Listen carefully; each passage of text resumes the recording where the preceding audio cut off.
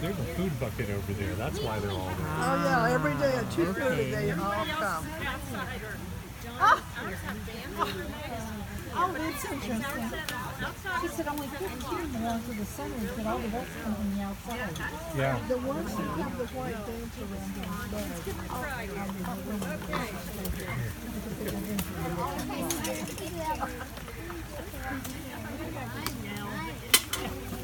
We feed 2 ton of fish. We feed little smelt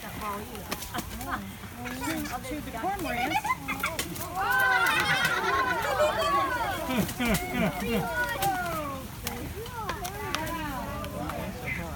First off, that had to be an outsider because ours can't fly. So, we are going to do this a little differently. Sit down. And there's usually 2 of us. What I'm trying to do first is feed the little cormorants. Good luck. I love it when they put their heads off.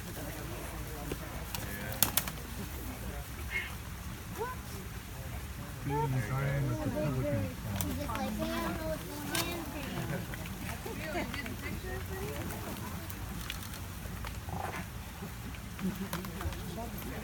There's supposed to be 2 of them.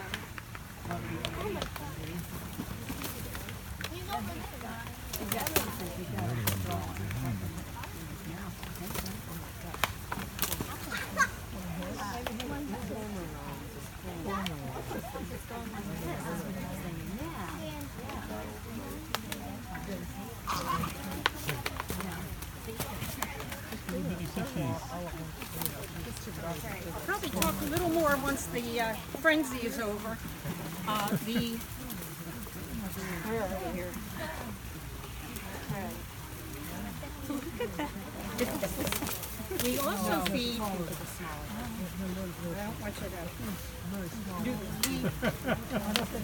We also feed the red herring. And I love it. I like the bigger ones. We attempt to get them down head first, but they do have the ability. Stop. They do have the ability to turn it around in their mouth if they need to. Hey, buddy. Stop.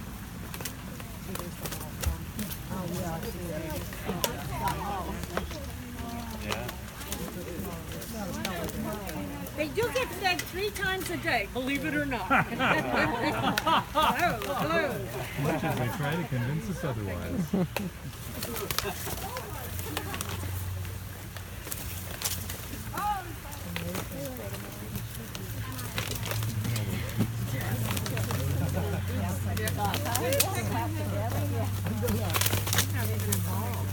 At this point, it's very difficult to separate them. Big white one, come on. Up, back. Eye contact. There you go. Good. All right. Stop.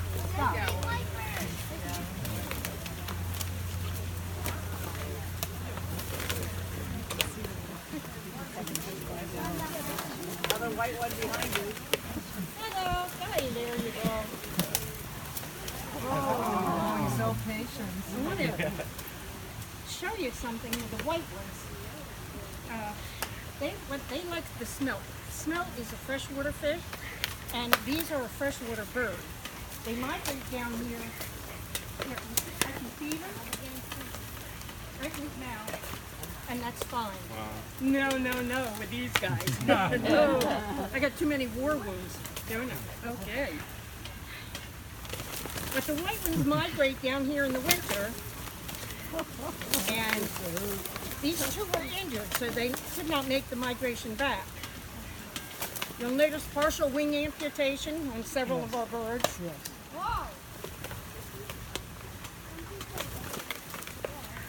They get fed in the morning before they're turned out.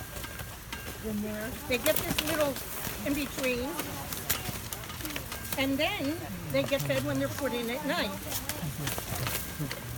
How do you make sure everybody gets some? Not at this feeding, but when we put them in for the night, ours have been here long enough. We simply come out here and go, okay, let's go. and they walk right in that pen in the back. And they're in there for the night. It has a top on it. Prevents predators from getting to them or doing any harm. That's a little outsider. His name is Hobo. And he helps in the back. He helps count. One for you, one for me, one for you, one for me. And actually, he's quite good. I just don't want to hit anyone in the back. Here you go, buddy. Come here. There you go. He's really quite good at that. Okay. I'm going to need to. Here you go. The white pelicans are second only to a condor as far as their wingspan is concerned. It goes up to 9 feet, what they can do. And something else too. There's one trying to get a fish turned around. There, he got it. Don't. This is the lips on his face. I need to save some of these. There's the injured one right there. We do have. Here you go. Oh, you didn't get it, did you? There you go. Good. This is just around the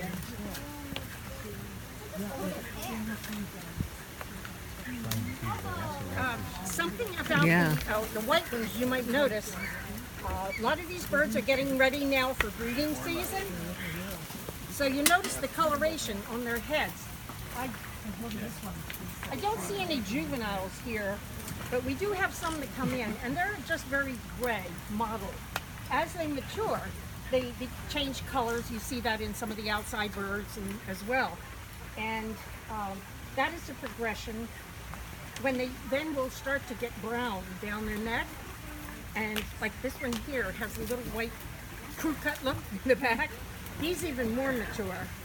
So they're getting ready. Here's another one over here. You can see the difference. Yeah, you handsome. Okay.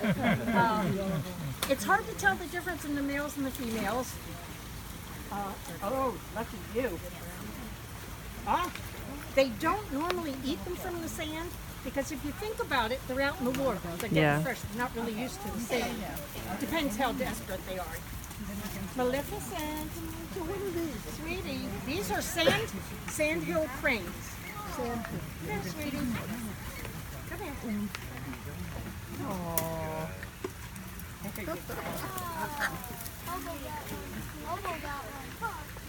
We have 2 of those. Oh, here he is. This one is called Chicky Pants. That's right, he does. And that's what I was going to mention. You can't always get it past that cross point. Doesn't always work. Was that just a birth defect? He'll lose it. It's a birth defect. He was born that way. They actually went out to rescue one of his siblings. And the person doing the rescue saw him and said he could not survive in the wild. He can't. So they brought him back, and he's been here ever since. I know you're sweet too. And this cross point, it continues to grow like your nail might. So about maybe once every month or so, they use a Dremel tool to drill that down to keep it flexible. What he does, you noticed he could not keep that fish in his mouth. They tend to take their food and kind of lower their head. Or you might see them out in the wild where their heads are down, they're picking in the ground and so forth. When he does that, he loses it. He has to get past that cross point. But we do have a bucket here, and it has crane pellets, cracked corn, bird seed, I think cat food's even in there, and he has figured out a way to put his mouth in there, get some, and then throw his head backwards. So it goes down, which is amazing. The white ones with the crooked bill, they're outsiders as well. They're called ibis, and they also come in black. You may have seen them in black. It's a glossy ibis, and like I say, they're just outsiders. they're here for the leftovers. They can barely reach the bucket. The, where was I with this? Oh, the brown pelicans. So as they mature, the color changes, as you can see. One thing with the brown pelicans, with this size mouth, and hi, there's more. With this size mouth and head, would you have any idea how big their tongue is? No. A half a toothpick. That's all, just a half a toothpick. And what it does is when they dive down to get the fish, that flap goes back, the tongue goes back, and it keeps the water from going into their lungs. It's pretty amazing. Why are they all shivering like that? That's a good question. I can guarantee you it's not because they're cold. No, no, no. What that is that's an anxiety thing. Feed me, I'm hungry, feed me. I'm sure you get that way sometimes, right? You know the feeling, right? And that's true, all that is. And so a lot of the birds will do that. Where else was I? Trying to think of anything. Oh, with this pouch where they scoop, they can hold 3 gallons of water in that pouch. Yeah, which is amazing. And at this point, we usually mention to people about not throwing fish carcasses back. Yeah. And there we go. Okay. And the reason being, if you think about it, you know, a lot of people think, well, that's good. Maybe a crab will get it, or something else will utilize it. They go after it, and of course, the carcass is nothing but bone and sharp, and it gets caught in their pouch. We had one in a few months ago, and that fish carcass had protruded the pouch, very sharp, and the vet was able to get it out and suture, and it was ultimately released again. But that shows the danger. Most of the injuries here are due to fishing line and fishing hooks. That seems to be the primary. You're welcome. Oh, trying to think. We lost it. Oh, they all are. Here. They're right on it. Her name is Maleficent, and she lives up to that from time to time. So. Do you have any questions on them? I think I might have covered everything. How's their vision? How far do they see? I'm not sure. I'm not sure. Do they look out straight ahead? They seem to straight ahead. I mean, out and down, you know, with their They really diving. Ooh, what nice for them. I just thought of something else that I was going to say, and I lost it. We've been watching the two with no wings. Yes. They're sticks and taking them back. So Yeah. that's because they're taking it to In the back, there are some female. eggs and some nesting. We have to let them go through that cycle, but we're not able to breed here. And as it turns out, I guess with the various injuries on our residents, breeding is not an issue anyway. So, but they have to go through that cycle of laying an egg. And that's in the back there a little bit. So you saw them. Yeah. Those two with the bad wings Yes. were fighting over things, and then they get these stick and they run. Isn't that one of them funny to run watch? back there as fast as they can go. Yeah. Now we have an outside, you can't see it now, but one of the outside pelicans is building a nest on top of on top of that building there. Which is interesting. Don't they grab rocks too and put them in their nests? They will, anything. We have birds in the front here, they're in our shorebird, and they will take stones and so forth and make nests and lay on them. Yeah, absolutely. An interesting thing with the white pelicans, if you notice on the top of their beak, they've got a bump. And that is, again, for breeding season.